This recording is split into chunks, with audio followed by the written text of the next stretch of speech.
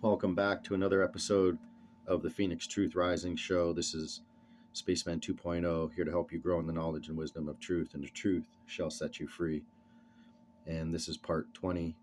Haven't been able to upload a video for a week or so because of some copyright issue with YouTube. They put something on with the crypto hidden in plain sight in the movies, and maybe I had the sound up or something like that. So I haven't been able to upload any videos for a while. I just did the one earlier about the chemtrails and versus contrails, but we all know about that. So let's continue where we left off, part 20, from here to Armageddon. So in this age of terror and everything that feels good, go for it. It is deadly venture. It is a deadly venture. If you have not been bedeviled by these testings, then beware, for you shall be. Perhaps you have already met them and dealt with them. I pray that our workers can move on without having to drag you up from the pits to continue our work. You must find balance. The temptations must be confronted head on, and one must not allow himself to be drawn from the path. The solution to the sexual temptation is to see sexual reality in its true light, and not in the manner presented upon your silver screens. For two souls united in sharing of a family vision, they do not, obviously not have sexual relations. The trick, dear ones, is to find balance and to experience all facets of life with an understanding of their true essence. Joy, laughter, and physical pleasure all have their place in the human experience. But the point here is that those things must be experienced in the appropriate circumstances and for the right reasons. To get better balance, confront squarely when you demand and what you demand of a partner, and see to it that you are doing not to pull that one down or away from his appointed tasks. You do not deserve simply by being here or there. God makes nothing that is inherently evil or inherently good. It is man that determines the way in which the gifts shall be utilized. God is abundance, and to avoid using money and having the beauty surrounding you that money can purchase is foolish.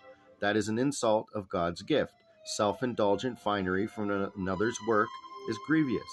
Man can use a hammer to build or to destroy. He can use a knife to heal or to kill. The determining factors is the motive in man's heart, and thus it is the man that determines the good and the evil in the world. So it is with both money and sexual misadventure. It is man who determines whether they shall become sullied and negative, or whether they shall be made into tools for serving creation and love. So how about some self-esteem? Many souls do not have a strong or positive self-image. They are unhappy with their own essence, and this reflects in the personality, which tends to develop feelings of inferiority or worthlessness, or both. It is unsuitable in the extreme for any seeker to lack a positive self-image.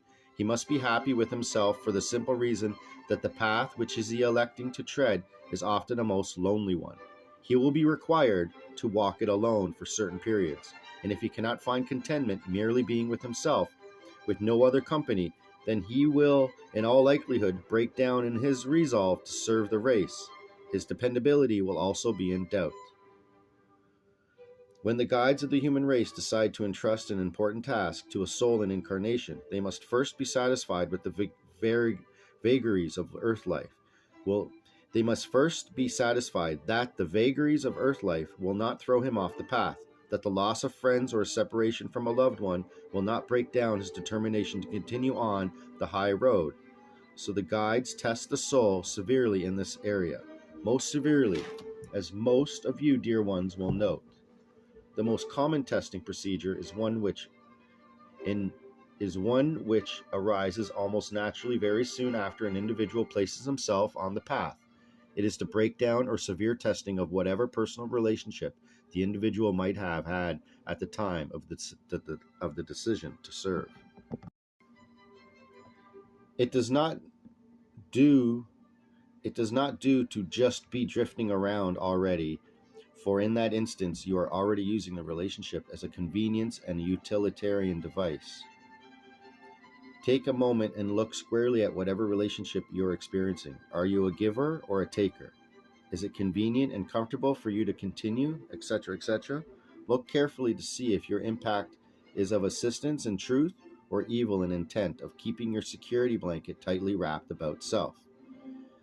Many seekers reading this journal will attest to the accuracy of this point that just made, for many of them will have seen their personal relationship, whether marriage or some other close interconnection, founder or nearly so, on the rocks of disagreement as to the importance of spiritual advancement and contribution. Typically, the other partner will sense that the seeker has somehow placed spiritual matters above the relationship, and usually this is so. If that other partner is unable to accept such a state of affairs, then she will often present the seeker with an ultimatum. "It's me or all this spiritual stuff," is a typical refrain, one which many seekers will recognize. Further, in some instances, you will have a divergence in which spiritual guidelines you will follow, and that too will be utilized as a weapon. "Well, I believe in another teacher, so we will use mine."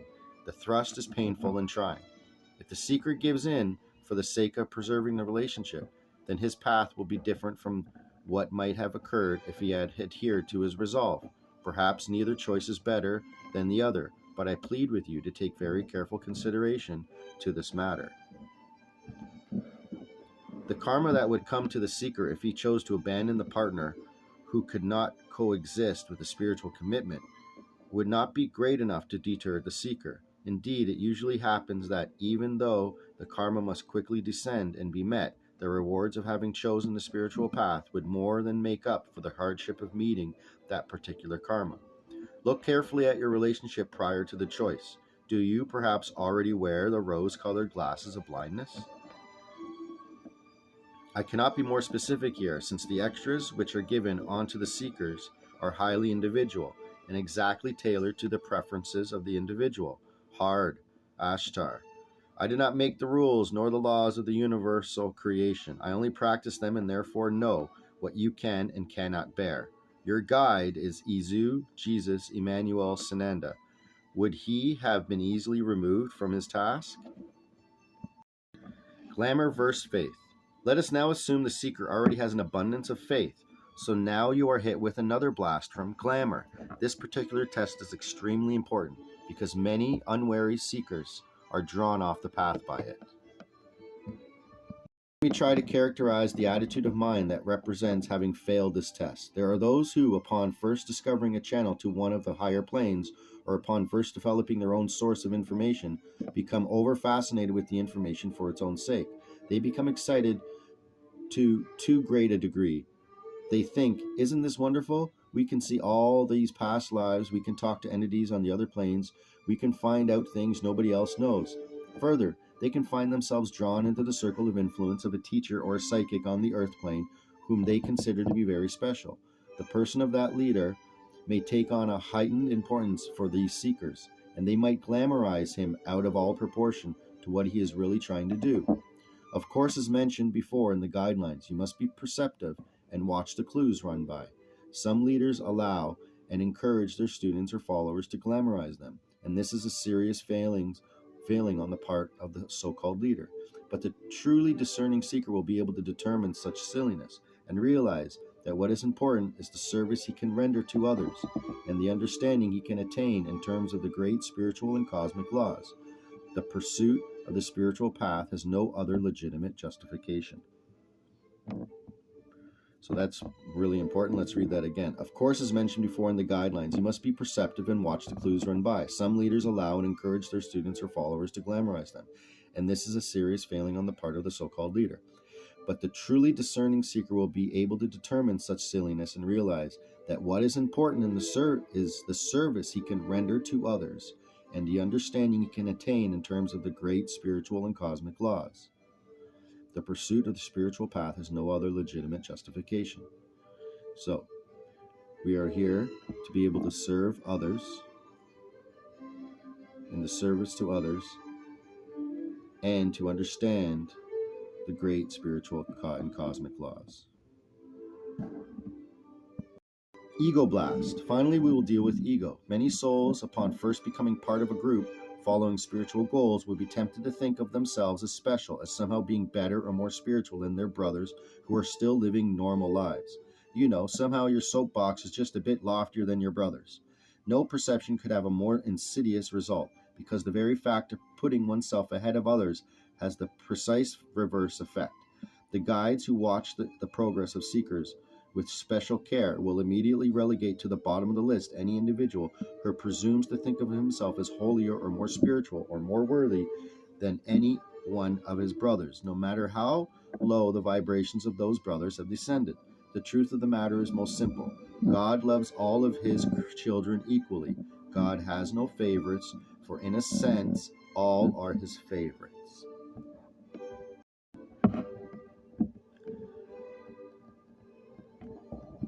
Let's read that again. The truth of the matter is most simple. God loves all of his children equally. God has no favorites, for in a sense, all are his favorites. It is right here that the admonitions of the Christ truth take on true dimension. He who would be first must be last. Blessed are the humble, for they shall inherit the earth. Any who meditate upon the significance behind these seeming riddles will surely see that they express the greatest of all the truths in terms of seekers. Namely, that the purpose of the path is to teach one to serve, not to lead, to give, not to take, to love, not to despise. One can only effectively lead through service, can only receive love by giving forth love, and you can only receive abundantly if you give abundantly.